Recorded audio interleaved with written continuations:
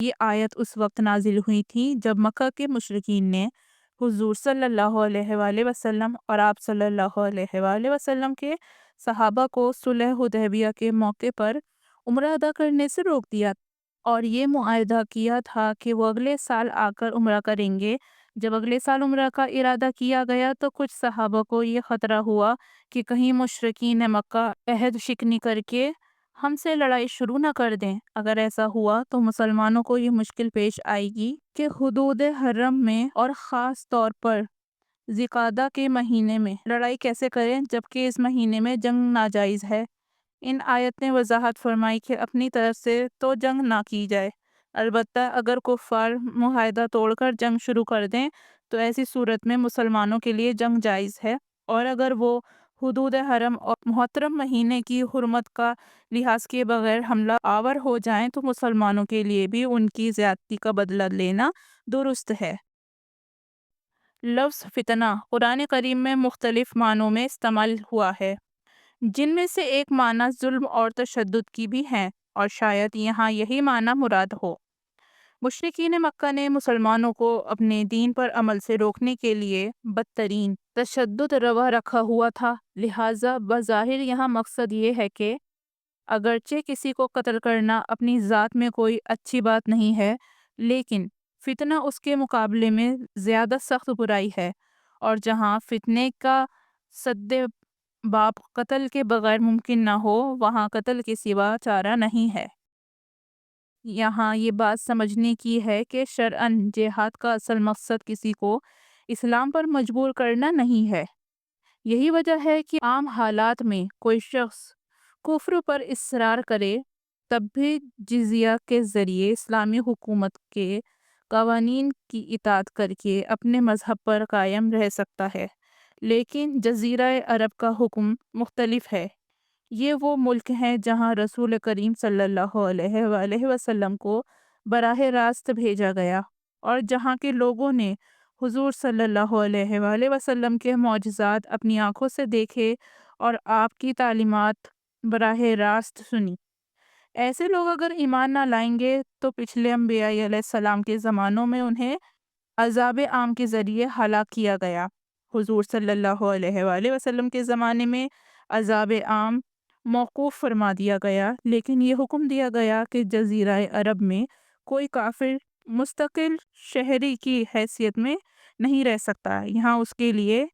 تین ہی راستے ہیں، یا اسلام لائے، یا جزیرہ عرب سے باہر چلا جائے، یا جنگ میں قتل ہو جائے۔ یعنی اگر کوئی شخص مہینے کی حرمت پامال کر کے تم سے لڑائی کرے تو تم بھی اس سے بدلہ لے سکتے ہو۔ اشارہ یہ ہے کہ اگر تم نے جہاد میں خرچ کرنے سے بخل سے کام لیا اور اس کی وجہ سے جہاد کے مقاصد حاصل نہ ہو سکے تو یہ اپنے پاؤں پر کلہاڑی مارنے کے مرادف ہوگا، کیونکہ اس کے نتیجے میں دشمن مضبوط ہو کر تمہاری ہلاکت کا سبب بنے گا۔ مطلب یہ ہے کہ جب کوئی شخص حج یا عمرے کا احرام باندھ لے تو جب تک حج یا عمرے کا اعمال پورے نہ ہو جائیں احرام کھولنا جائز نہیں۔ البتہ کوئی ایسی مجبوری پیش آ سکتی ہے کہ احرام باندھنے کے بعد مکہ مکرمہ تک پہنچنا ممکن نہ رہے، چنانچہ خود حضور صلی اللہ علیہ وآلہ وسلم کو یہ صورت پیش آئی کہ آپ صلی اللہ علیہ وآلہ وسلم اور آپ کے صحابہ عمرہ کا احرام باندھ کر روانہ ہوئے، لیکن جب حدیبیہ کے مقام پر پہنچے تو مشرکین مکہ نے آگے بڑھنے سے روک دیا۔ اسی موقع پر یہ آیت نازل ہوئی اور ان میں ایسی صورتحال کا یہ حال بتایا گیا کہ ایسی صورت میں قربانی کر کے احرام کھولا جا سکتا ہے۔ امام ابو حنیفہ کے مسلک میں یہ قربانی حدود حرم میں ہونی چاہیے، جیسے کہ اگلے جملے میں فرمایا گیا ہے، اور اپنے سر اس وقت تک نہ منڈاؤ جب تک قربانی اپنی جگہ نہ پہنچ جائے۔ نیز اس کے بعد جس حج یا عمرے کا احرام باندھا تھا اس کی قضا بھی ضروری ہے، چنانچہ حضور صلی اللہ علیہ وآلہ وسلم نے اس عمرے کی قضا اگلے سال فرمائی۔ احرام کی حالت میں سر منڈانا جائز نہیں ہوتا، لیکن اگر کسی شخص کو بیماری یا کسی تکلیف کی وجہ سے سر منڈانا پڑ جائے تو اس کو یہ فدیہ دینا ہوگا جو یہاں مذکور ہے۔ احادیث کی روشنی میں اس کی تفصیل یہ ہے کہ یا 3 روزے رکھے جائیں یا 6 مسکینوں کو صدقہ فطر کے برابر صدقہ کیا جائے یا ایک بکری قربان کی جائے۔ اوپر اس صورت میں قربانی کا حکم بیان ہوا تھا جب کسی شخص کو دشمن نے روک دیا ہو۔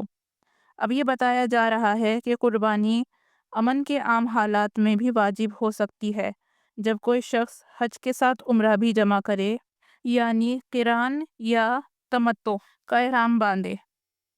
اگر صرف حج کا احرام باندھا ہو، جسے افراد کہتے ہیں، تو قربانی واجب نہیں۔ البتہ اگر کوئی شخص قران یا تمتع کے باوجود قربانی کی استطاعت یعنی طاقت نہ رکھتا ہو تو وہ قربانی کے بدلے 10 روزے رکھ سکتا ہے، جن میں سے 3 روزے عرفہ کے دن یعنی 9 ذی الحجہ تک پورے ہو جانے چاہئیں اور 7 روزے حج سے فارغ ہونے کے بعد رکھنے ہوں گے۔ اب تھوڑا حج قران، حج تمتع اور حج افراد کے بارے میں جان لیتے ہیں۔ حج قران یعنی ایک ہی سفر میں عمرہ اور حج دونوں نیت کے ساتھ ادا کرنا اور دونوں کے لیے ایک ہی احرام پہننا۔ حج تمتع کا مطلب پہلے عمرہ کرنا، پھر احرام اتار دینا اور پھر حج کے لیے نیا احرام باندھنا۔ حج افراد یعنی صرف حج کی نیت سے احرام باندھنا، جس میں عمرے کا کوئی سلسلہ نہ ہو۔ یعنی تمتع یا قران کے ذریعے حج اور عمرہ دونوں کو جمع کرنا صرف ان لوگوں کے لیے جائز ہے جو باہر سے حج کے لیے آئیں۔ جو لوگ حدود حرم یا حنفی مسلک کے مطابق حدود میقات میں رہتے ہوں، وہ صرف افراد کر سکتے ہیں، تمتع یا قران نہیں کر سکتے۔ بعض لوگ حج کو روانہ ہوتے وقت اپنے ساتھ کھانے پینے کا سامان ساتھ نہیں رکھتے تھے۔ ان کا کہنا یہ تھا کہ ہم اللہ پر توکل کرتے ہوئے حج کریں گے، لیکن جب راستے میں کھانے کی ضرورت پڑتی تو بسا اوقات وہ لوگوں سے مانگنے پر مجبور ہو جاتے تھے۔ اس آیت کریمہ نے یہ بتلایا کہ توکل کا یہ مطلب نہیں ہوتا کہ انسان ہاتھ پر ہاتھ رکھ کر بیٹھ جائے، بلکہ اسباب کو اختیار کرنا شریعت کا تقاضا اور بہترین زاد راہ تقویٰ ہے، یعنی وہ زاد راہ جس کے ذریعے انسان دوسروں کے سامنے ہاتھ پھیلانے سے محفوظ رہے۔